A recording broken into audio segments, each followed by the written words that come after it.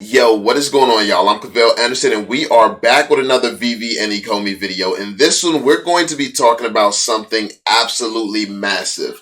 Now, before we get into it, there was some concerns yesterday about my video. Listen, y'all, I just wanted to be very, very clear. I am a serious investor, which means I take into consideration all opinions, all thoughts, and everything, and I come to my own conclusions from from the information. Like I'm not just like a fanboy. People like to say this about me. I really don't care. I don't address it too often, but people like to call me a fanboy or he's the Ecomi guy and stuff like that.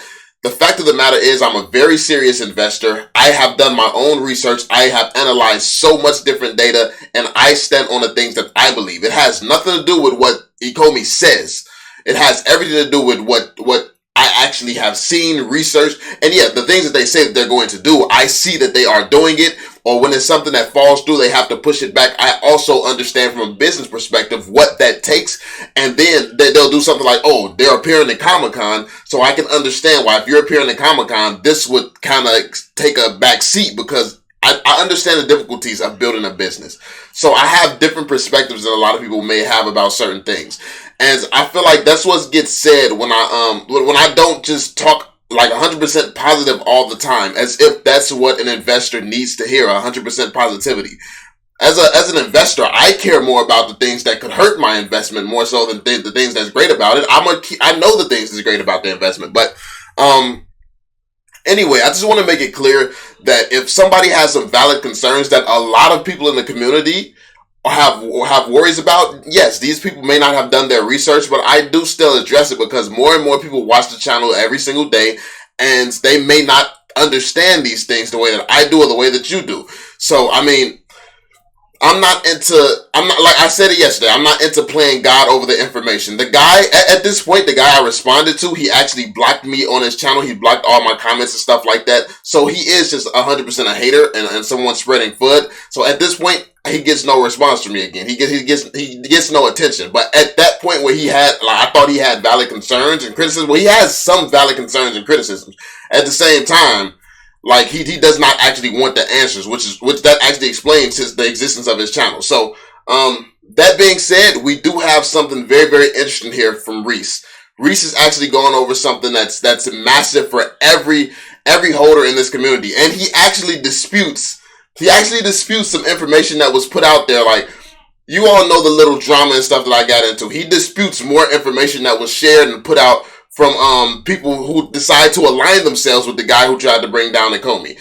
They thought it was a good idea. They would actually get some real information from this guy, and Reese has just disputed more of the crap that's being put out there. So this is great. Let's get it. I thought it might be worthwhile just to discuss. So we know that Marvel is the first licensor that has a 6% royalty fee on the market. So right now we know that 2.5% of secondary market. This isn't the part right here. The part comes after this, by the way. This is just some more critical information that I think everyone needs to know. Fees are, Omi that's going to contribute towards the burn. We also have an additional 6%, which is revenue that goes to Marvel.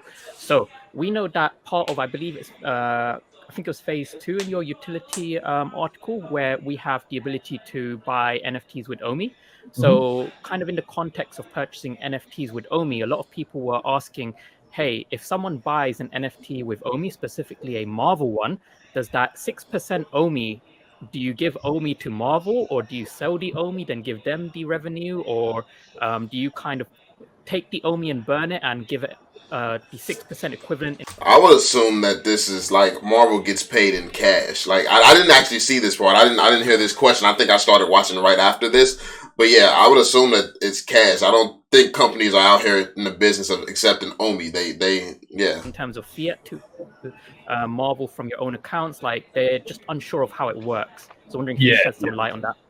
For sure, yeah. And I don't know that this is completely locked in yet, but I think the system we're probably moving towards is that as a seller, you will still have to pay the fee, but you will pay the fee in gems, and then the Omi facilitates the rest of the transaction. Because we don't want to be in a situation where we have to sell any tokens, right? We don't want to put any sort of negative sell pressure on the token. Marvel is going to take their cut, but they're not ever going. They don't want Omi. They're a huge company. They don't want your crypto.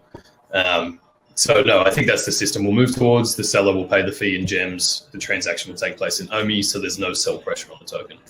But we'll lock all that in closer. So just for the moon boys at home. So could you just repeat? That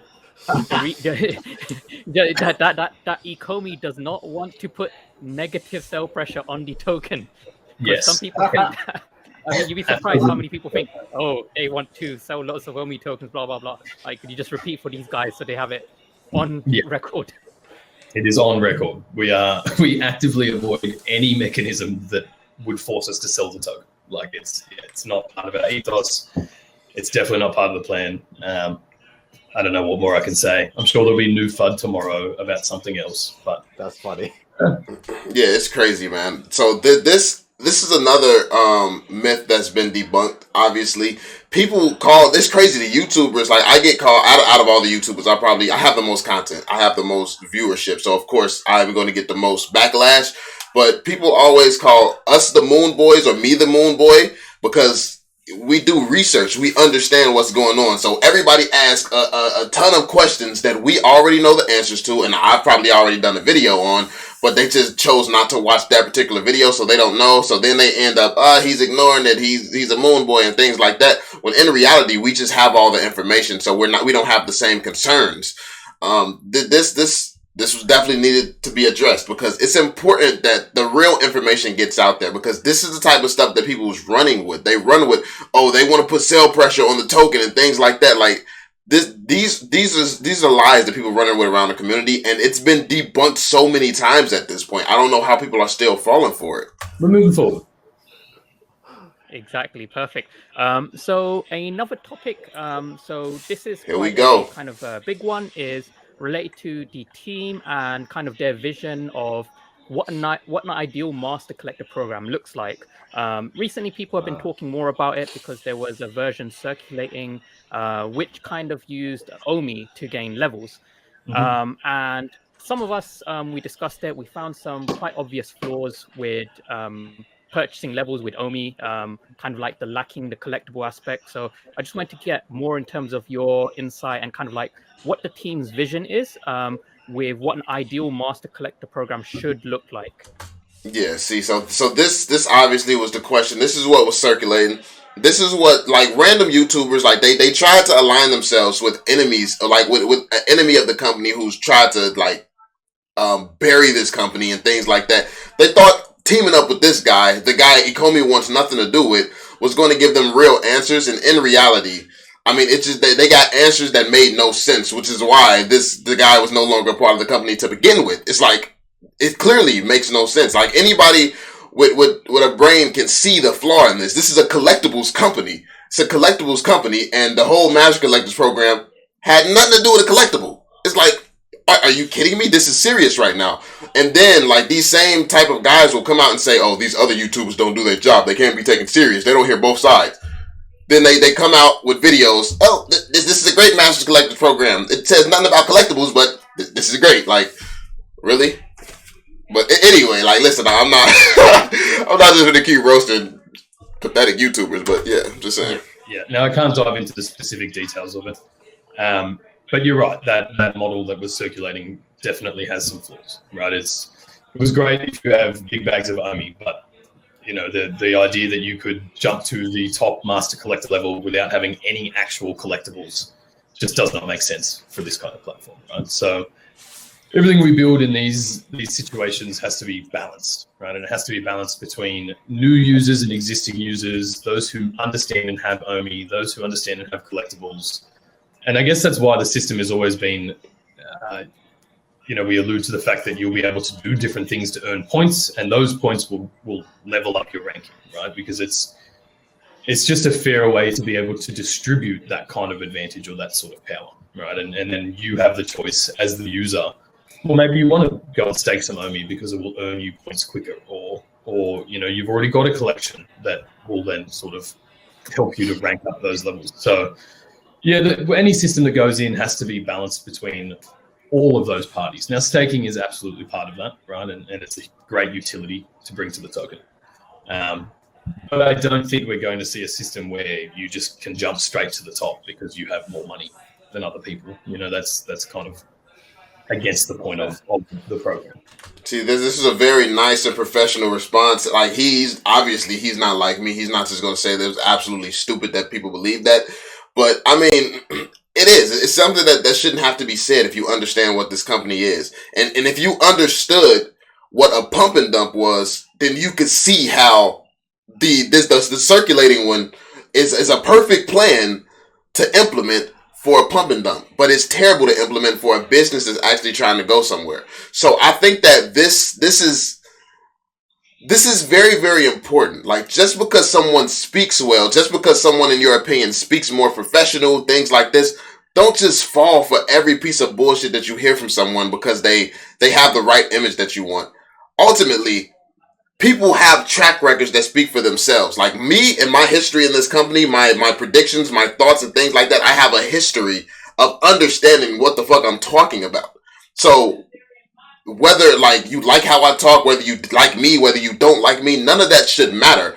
When it comes down to an investment and being an investor, you should be considering the facts. Only the facts. That's all that matters. Be like, he got a shitty personality, but he's probably right. He usually is. So it's like that's more realistic. Like, I don't really like him. I'm not going to watch him, but I mean, he's probably not lying. It's like, come on now. And then on the other side, a guy allegedly with a whole history of lying, people are listening to information from that guy and his friends. It's like, come on now. Certain things just should never start circulating around the community because the community should be too smart for this.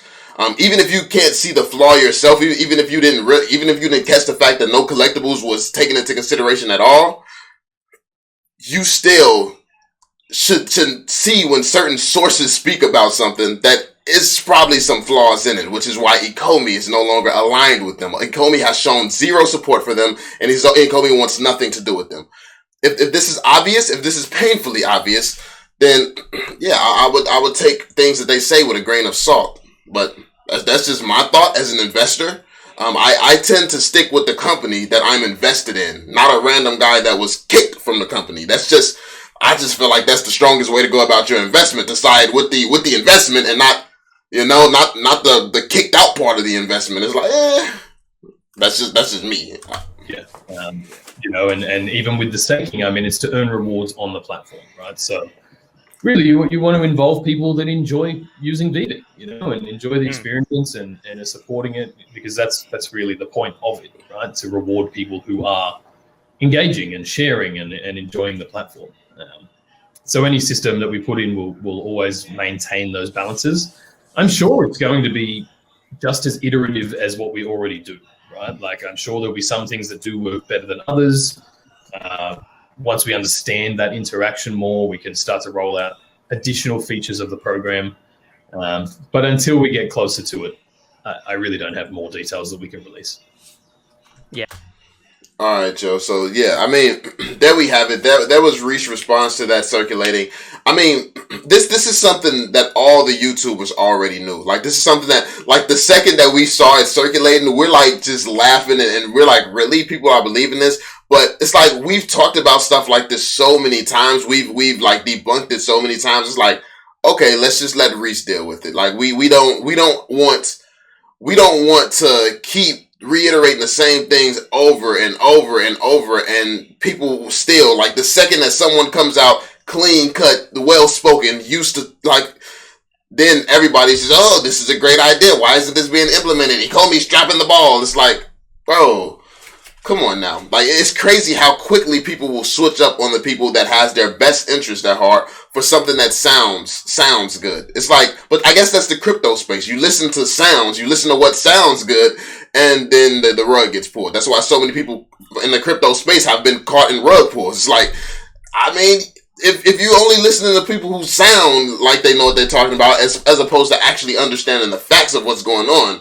then that tends to happen. You get caught up in the rug pulls. But let me know what you all think in the comment section down below. Listen, I know I talk straightforward. I don't sugarcoat. I see you all as grown-ass people who are adults, and you can make your own decision and you can understand things. I'm not going to belittle you by hiding certain information from you, by not saying it how it is, or by by speaking in a way that I wouldn't normally speak as aka professional. If I wanted to speak professional, I'm in a freaking tank top right now, and I've done a lot of my videos like this. I am the farthest thing from professional. I just get on here and I tell you all the facts and information that I have found. That's it. Or I give you all some of the speculation that I have come through based on the facts and information that I have found. Like, this is all that you will see from me on this channel. I don't consider myself a professional. I'm just a guy who does YouTube and who understands this because I put in a lot of work and research into understanding the project. That's it. Nothing special about me. I just actually take the time to listen. Look at their history, look at their track record, do research and things like that. I don't do anything that no one else can't do. But yeah, I'm just a guy with the time to do it, I guess. Like the time and the willingness to do it. So yeah, let me know y'all thoughts in the comment section down below about this whole situation. Hopefully this answered a lot of questions people have. Hopefully this opened some eyes about who you should and should not be listening to. Because it's like a whole group of people that tried to go to a side just because they were opposing me, not realizing that the side you went to means that you're opposing your own investment. Like, it's like these kiddie high school games, oh, that's the cool table now. It's like, this is your money on the line. And as long as your money on the line, that's something that I would take seriously, personally. But yeah, that's just me. Be sure to drop that thumbs up, subscribe to the channel if you're new, turn notifications so you stay updated. And I'll catch y'all on the next one. Peace out, y'all.